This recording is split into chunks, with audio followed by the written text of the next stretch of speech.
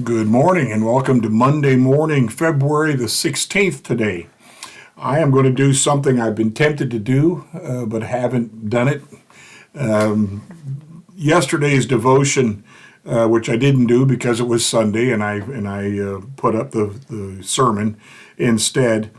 These are both about counterfeit gods. We're entering a new section. We've left the marriage section, evidently, and we're moving on to counterfeit gods. It's a few pages of that. But yesterday, February the 15th, the devotion's entitled "The Heart is an Idol Factory." And the one dated for today, the 16th, is "Anything Can Be an Idol." So if you don't mind, I'll try and keep my personal comments to myself and just let Tim Keller walk us through this. First of all, from yesterday's devotion, "The heart is an idol factory. Those who trust in their riches will fall, but the righteous will thrive like a green leaf." That's Proverbs 11:28. Tim Keller says money can become a spiritual addiction, and like all addictions, it hides its true proportions from its victims. We take more and greater risks to get an ever-diminishing satisfaction from the thing we crave until a breakdown occurs. When we begin to recover, we ask, what were we thinking? How could we have been so blind? We wake up like people with a hangover who can hardly remember the night before. But why? Why did we act so irrationally? Why did we completely lose sight of what is right? The Bible's answer is that the human heart is an idol factory.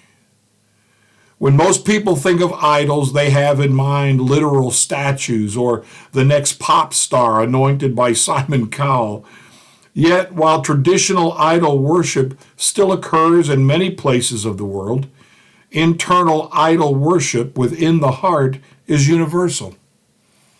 In Ezekiel 14:3, God says about the elders of Israel, quote, "These men have set up idols in their hearts," unquote. Like us, the elders must have responded to this charge. Idols? What idols? I don't see any idols. God was saying that the human heart takes good things like a successful career, love, material possessions, even family, and turns them into ultimate things. Our hearts deify them as the center of our lives because we think they can give us significance and security and safety and fulfillment if, always a huge word, if we attain them, if we can get all of that mastered to our own enjoyment or our own good, we'll pursue them. That's the human heart. It was what caused Adam and Eve to fall, really, because they thought, hey, we can be as equal to God, and that attracted them to disobey what God had asked of them. So the one technically for today, February the 16th, anything can be an idol. 1 John 5:21, "Dear children, keep yourselves from idols."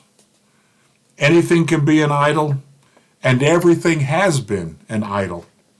The most famous code in the world is the Decalogue, the Ten Commandments. Our first commandment is, "I am the Lord your God. You shall have no other gods before me." Exodus 20, verses 2 and 3. That leads to the natural question, what do you mean, other gods? An answer comes immediately. You shall not make for yourself an idol in the form of anything in heaven above, or on the earth beneath, or in the waters below. You shall not bow down to them or worship them. Exodus 20, verses 4 and 5. That includes everything in the world. Most people know you can make a god out of money. Most know you can make a god out of sex. However, anything in life can serve as an idol, a god alternative, a counterfeit god. We think that idols are bad things. but that is almost never the case. The greater the good, the more likely we are to expect that it can satisfy our deepest needs and hopes. Anything can serve as a counterfeit God, especially the very best things in life. We all have things that make us happy, things that we think about, and we're going to go buy that, or we're going to fix that, or we're going to go visit so-and-so, whatever the case may be. And in all of that contemplation, we stop thinking about God, who is our true God, who's not an idol, and who warns about having idols. It ruined Solomon, as he had all those wives and concubines, and he allowed them to bring their idols that they worshiped back in their home country, and he was ruined by it. And that's what idols do to our hearts. It takes our focus away. Sorry, I said I wouldn't get off on those things. Anyway, the heart is an idol factory, and anything can be an idol. That's the names of yesterday's on the 15th and today's on the 16th. And so I've read it. We've paused. We've made a few comments here and there, so I won't try to elongate this any more than I have already.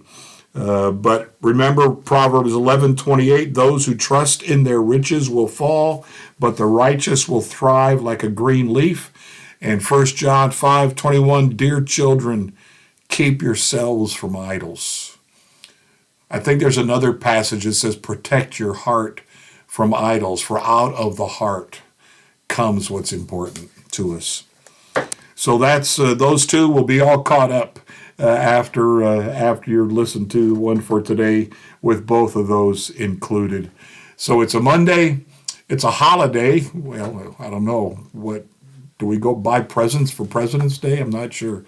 Anyway, I hope the bank's open. I'm sure it's probably not going to be, but I always head there on Monday after I've done my figuring and to write a check for church and all those kinds of things. So I hope it's open, but even if it isn't, I'm not going to make it an idol. Blessings to you today.